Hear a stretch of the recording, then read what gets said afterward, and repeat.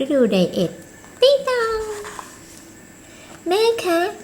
มาทำไมแต่เช้าวันอาทิตย์ตื่นแล้วเหรอเป็นห่วงเรื่องที่อยู่คนเดียว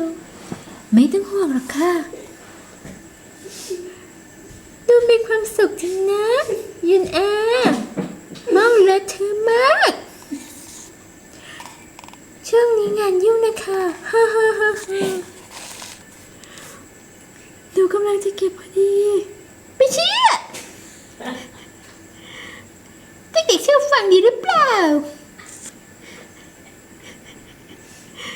เด็กๆเหรอคะ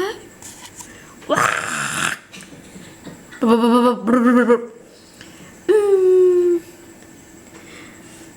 แน่นอนค่ะเด็กๆน่ารักมาก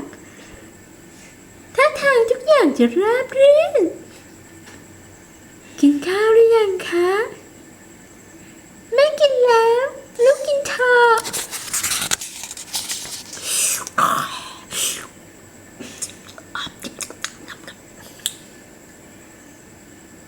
ลูกสาวแม่จะรนอาหารใช่นะหน้าร้อนรู้สึกเพลียต้องกินเยอะๆกินเยอะขนาดนี้ถึงได้ตัวกลมบ้างไง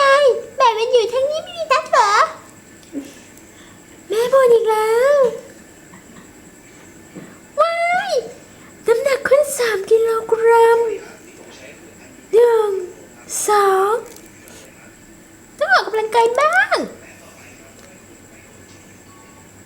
ต้องออกกำลังกายจริงจังบ้างแล้ว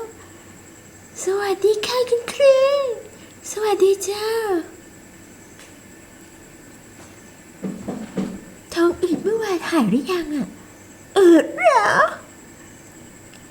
ไม่ดีขึ้นแต่ไม่เคยนอนไม่หลับหนังตาหนักเลยหนัก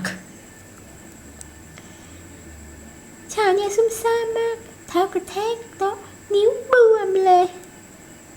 แบ่งเลยเหรอย่าบวมเหรอแบ่งอีกเงี้ยหยุดตอกย้ำสักที